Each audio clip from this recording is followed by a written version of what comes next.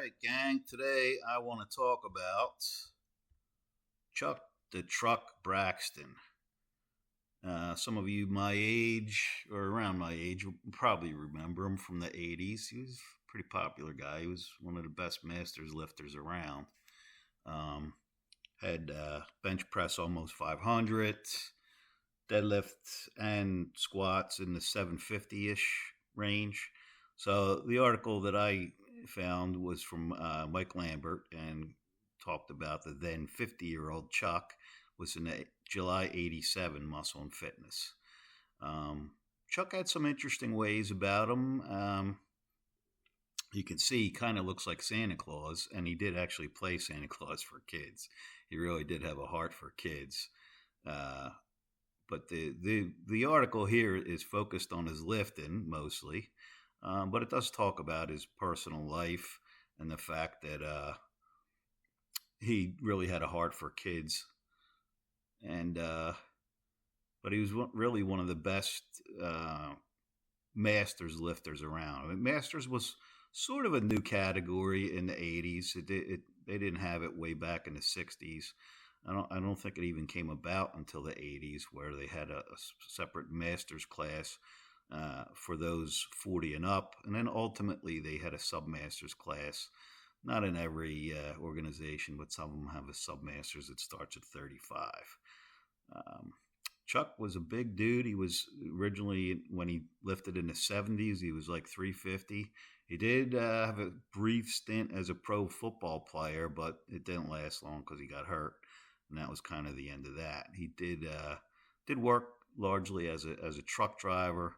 Unfortunately, had some run-ins with the law. Ended up in jail in Pennsylvania for a while and in Georgia for a while. But I think when he was in Georgia, there was a prison riot, and rather than being one of the perps of the riot, he kind of helped out, and he actually saved some lives. It may have led to him getting out early. I did run into a couple other YouTube channel videos on him, older ones. This guy from Chuck the Truck Braxton, a Big Heart, that was from Josh Bryant. And the other gentleman was Masters of Powerlifting page.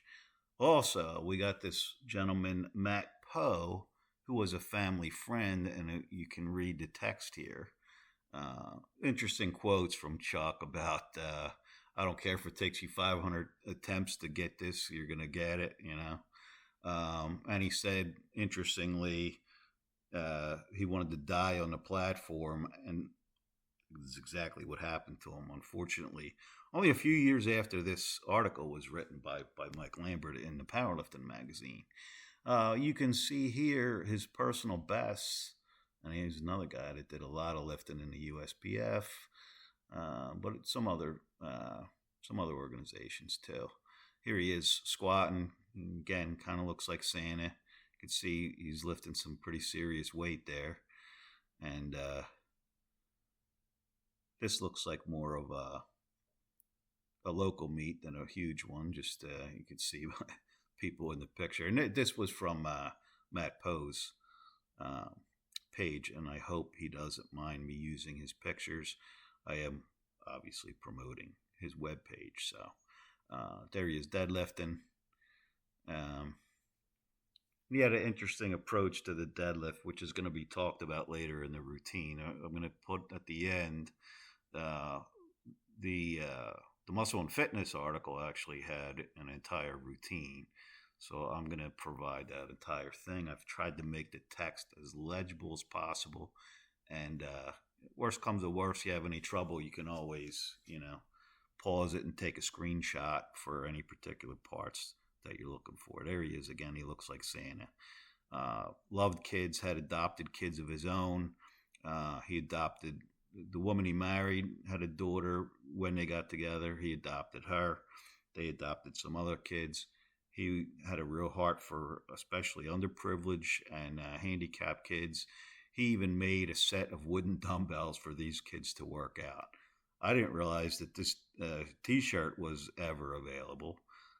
Thanks to Sherry Hartman from USPF for that shot, which she shared to my Forgotten Strength Secrets page. We're going to go into the routine here, and it's from E.J. Crease, who was the coach, as mentioned, and it's mentioned back there by Matt Poe. And again, when you see that blood to the legs, that was just the end. That first text line ends with that, and then we go into the second part of the routine. And, you can see he does a lot of warm-ups, more than I would ever dream of doing. But he felt that as an older lifter, that was really key to staying healthy. Again, unfortunately, he didn't stay healthy for very long after this article. He actually was at a meet, warming up for squats, and after the warm up for squats, he didn't feel well. He went to lay down. They called paramedics. They tried to put the adrenaline needle into his chest, as they do, and they couldn't even penetrate his chest. He was so thickly muscled. So unfortunately, his extreme muscle kind of led to his demise to some extent. So he's another guy that we lost too early, unfortunately. But I hope you enjoyed the video and the routine. I thank the people that I kind of snagged some info from. And I hope you'll consider subscribing. And I'm going to try to keep bringing you good content. Thanks for watching, and I'm out.